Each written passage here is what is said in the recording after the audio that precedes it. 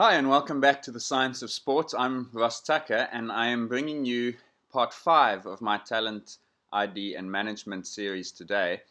It comes hot on the heels of part 4, and I know that I promised you weekly video posts, but I realized in response to some of your discussions and comments on Twitter and Facebook that the topic that I wanted to cover in part 5 is so closely linked to that which I covered in part 4, the 10,000 hour rule, that I actually probably would have been better off combining these two videos into one. I didn't because I was mindful of time, but I thought maybe a compromise would be to follow part 4 up very quickly with this one, part 5.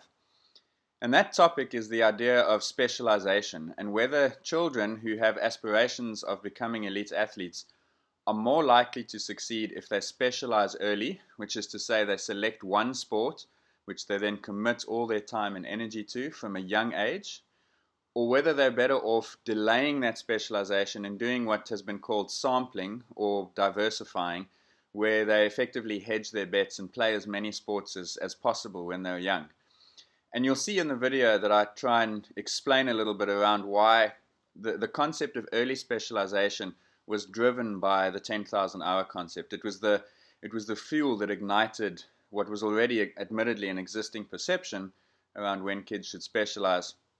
And the 10,000 hour concept fed that really, really well. And that has got, as I'll explain, some potentially damaging and not optimal for performance consequences. So because these two parts, 10,000 hours and specialization, are so closely linked, I'm going to give you both videos below. Obviously, this is part 5, so that one will be above it.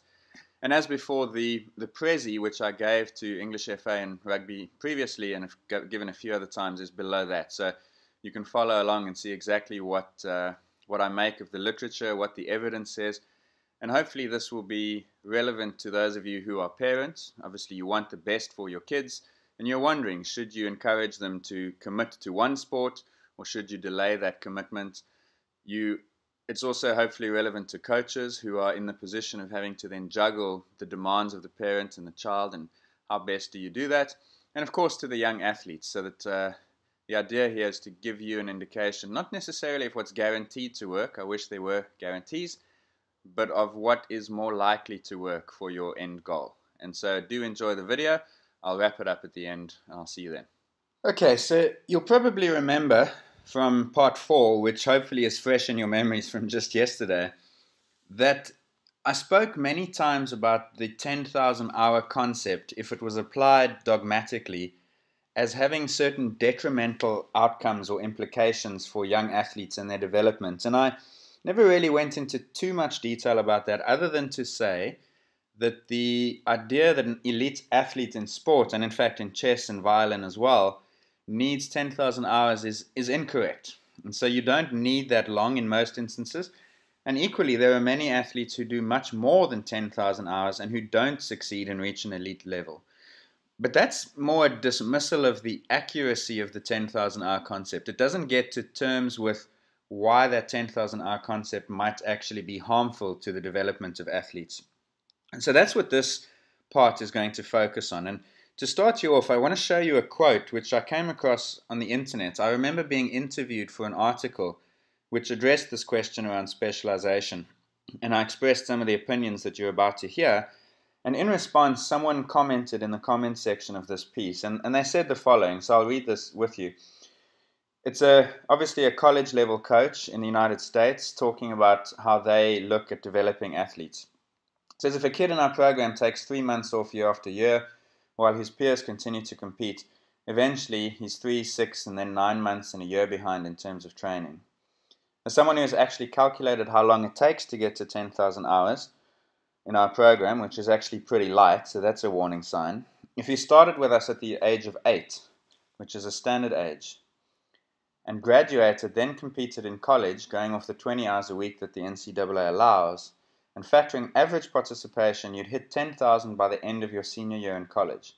The fact is that people that you're talking about who were the football, basketball, and baseball stars in the 70s and 80s aren't able to do that. There's too much competition. So this is a fairly common perception, is that and the point is that it starts with this assumption that you need 10,000 hours, and as a consequence of that, you get all kinds of related behaviors and attitudes. And I've highlighted in color, in red, green, and blue, the three things that jump out at me. The first thing is that if you have to get 10,000 hours, then you have to specialize very young. You cannot afford to take time off, and you also have to do high training volumes. And so it actually drives early specialization and high volumes. The second thing is it drives an early start age. So he talks in this paragraph about a child starting at the age of 8.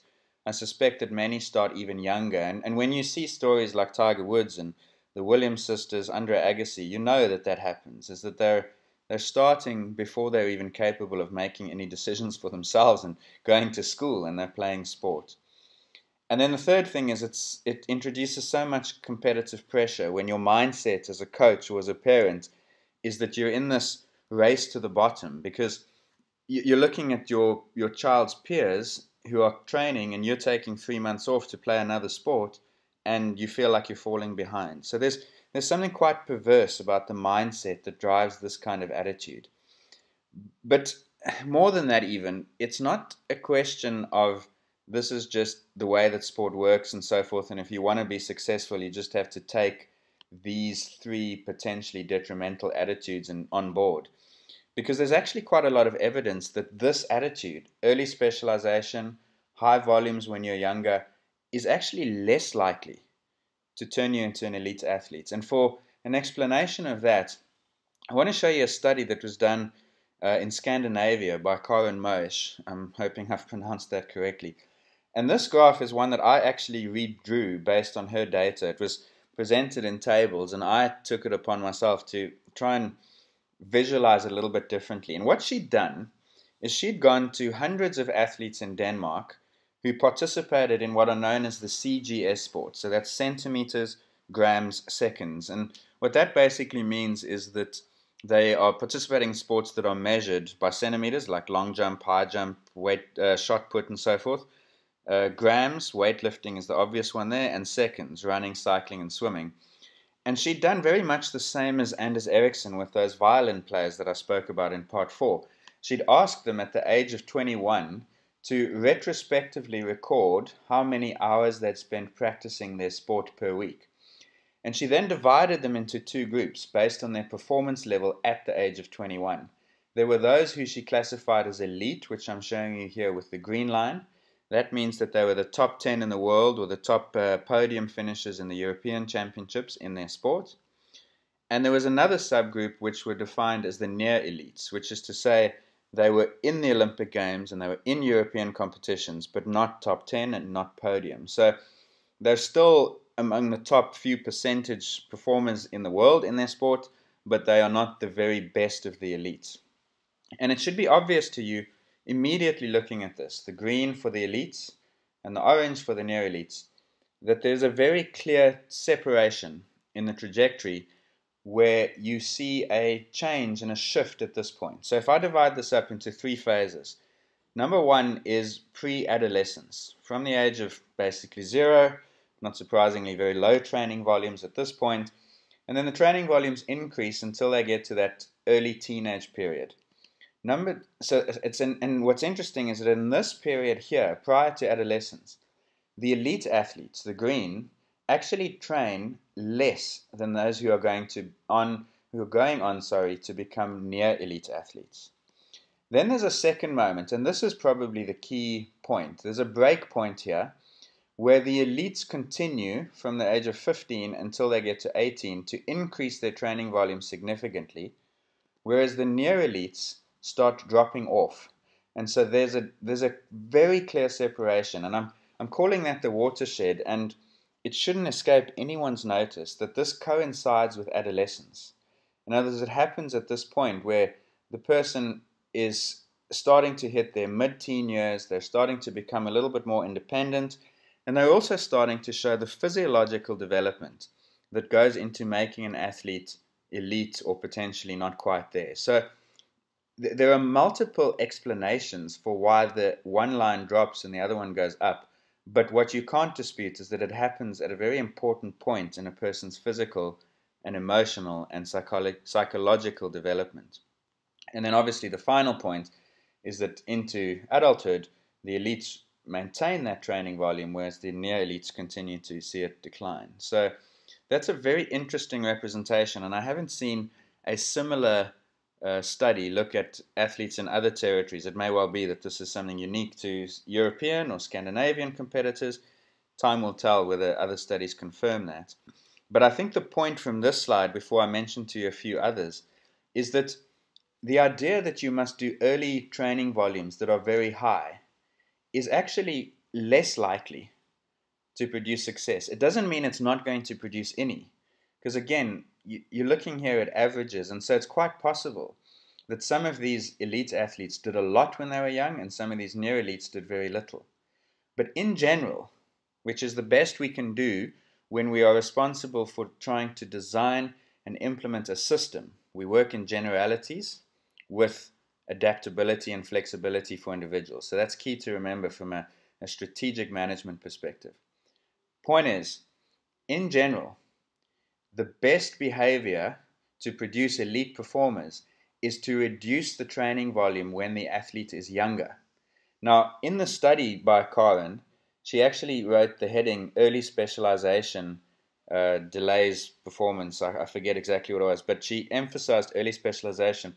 I just want to point out that that actually isn't what she found. The specialization aspect wasn't covered here. What was covered is the training volume, and it's pretty clear that the less time spent training when younger, the more likely time spent training when older, and the athlete is going to be in that elite group. So that's very important. Why might that happen? As I said, it's all around adolescence. So a couple of theories. Burnout in those who train more when they're younger. You're going to see that only later on when they become older teenagers. Psychological pressures. Perhaps they trained a lot here because they were driven by parental or peer pressures, and they become independent only when they get to their late teens, and that causes the decline. So it could just be a decision-making explanation. Or it could be physiological in the sense that this high training volume might have been driven because these kids are early developers, and so physiologically, they're more likely to be successful, and then only after adolescence do those physical gaps start to narrow and become smaller, and they're chipped away and eroded, and eventually they're left actually being physiologically and physically inferior, whereas the later developers take over the mantle of being better performers. And as I explained to you in part 4, it's possible that performance drives practice and not the other way around in many instances. So we don't know exactly which of it is, but it's certainly a very interesting finding, and one which says to you, take-home message is that you are not better off doing more training and obsessing about accumulating volume when you are very young. Now, there are a couple of other things that we know about early specialization. So you recognize the child in this picture. He's always held up as an example of how you must be committed to one sport from very young. It's the pathway to success. I can assure you that this is the exception, not the norm. For every Tiger Woods who succeeds, there are hundreds, if not thousands of people who fail and are completely inactive, let alone an elite athlete or golfer in this instance. We also know that the likelihood of injury is many, many times larger, 70 to 93% if a person specializes early. It's also been shown that the age of specialization predicts inactivity as an adult, and so that's important if your incentive is to create a population of people who are active. And then the final one I just want to show you, and it's not in the presentation because I had to cut a lot of things out in the interest of time, but it's an important one, and I'm just going to try and take you through that if I just switch across. Bear with me. This is a study that was published in 2012 in the Journal of Sports Sciences by Bridge and Martin Toms, a good follow, by the way, on Twitter. And it's called specializing, which is choosing one sport when you're young and committing to it, or sampling, which is the equivalent of diversification. And what they did in this study, if we just start in the abstract, is they did online questionnaires and got just over 1,000 people to respond. And they then looked at how many sports those children, had done rather, when they were children. And what they found is that children or individuals who competed in 3 sports prior to adolescence were more likely to compete at a national compared to club standard when they reached post-adolescence, 16 and 18 years old, compared to those who practiced only one sport. What does that mean? Let me translate. It means that if you practice only one sport, you're less likely to become successful, i.e. national standard, than if you participate in more.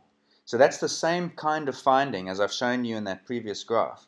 And I just want to show you the graph that seals that argument in this paper, if you just forgive me for scrolling now. This is the key graph. This is the number of sports competed in each age. And I know it doesn't come across so clearly, but you can see clear separation. So these two lines up top, these are children who would compete at national or representative level. In other words, these are the best performers, and you can see that they did the most sports. These children here are the least impressive performers. Let's call them the worst performers. And you can see that they tend to do the least sports all the way from 7 onwards.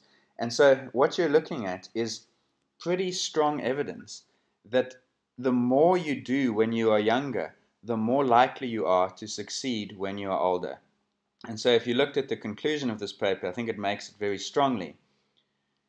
There is an increased likelihood of achieving higher standards when you participate in 3 competitive sports during the specializing years of the DMSP model. Don't worry too much about this. What I'm going to do is give you a link to this paper at the bottom of this post, so you can have a look at it yourself and go through it with a fine-tooth comb. But the key is that this finding supports sports sampling, not early specialization. And finally, early specialization is not a requirement. And you knew that already, because 10,000 hours is not a requirement either. So you don't have to bundle these desires for more training, more volume, early start, because they're actually not good for the outcome. So if you're a parent or a coach and you're listening to this and you're reading these words, please take note that you do not need to do all this early volume training and specialization.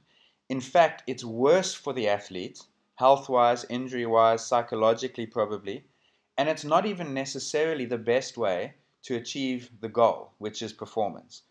So let's try and change that paradigm. It's really, really important.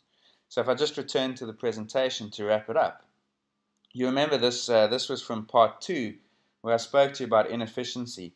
The thing that drives the inefficiency is the fact that we prioritize what's happening at the bottom here too much. And so I've just been chatting with Twitter with Mark Sullivan, who works for UEFA in their talent pathways, and he had a very interesting thing to say. I'm going to just show you that exactly what he said, so you don't have to take my word for it. He actually referred to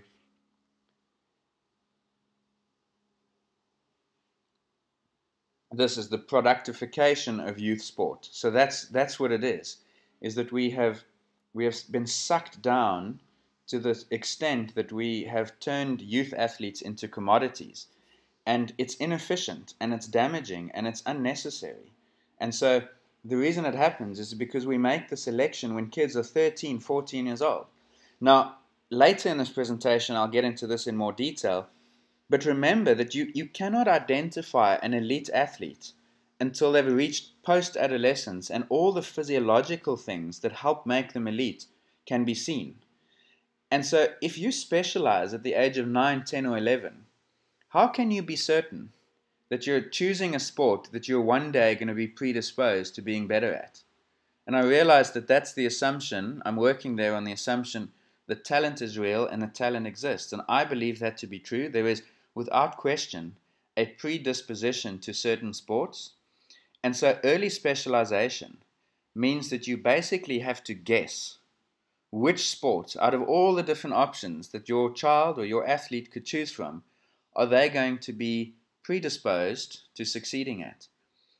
10,000 hours does not work. It is not necessary. Predisposition matters. Training matters. And if you can delay that for as long as possible, then you can make informed, intelligent decisions about what that person needs to do with their training, given their hardware. And so that's the key, is to just delay it for as much as possible. I'm going to leave it there, because next time we're going to tackle another controversy, which is the relative age effect. So look forward to that. And I hope that this video on specialization has shaken a few things loose, and it's either reinforced what you're already doing, in which case good for you, or it's challenging you to think a little bit about what you are doing and how it might be changed for the benefit of everyone involved. And that's that for specialization. What we're going to tackle next time is the relative age effect, which again is something that hit the popular media a few years ago. And again, it was actually Malcolm Gladwell who was the person I think who took it to the most number of readers. And that's the idea that if you're born in certain times of the year, you're more likely to succeed. And as with much of this whole debate, there's some truth in it, but also it was misapplied, over-applied. And so you can look forward to another, I hesitate to say myth-busting episode, but I'll try and talk you through some of the things that happened around that. I think for today, though, hopefully you've been challenged to think a little bit differently around specialization issues. The evidence strongly suggests that if you delay specialization, you are more likely to succeed.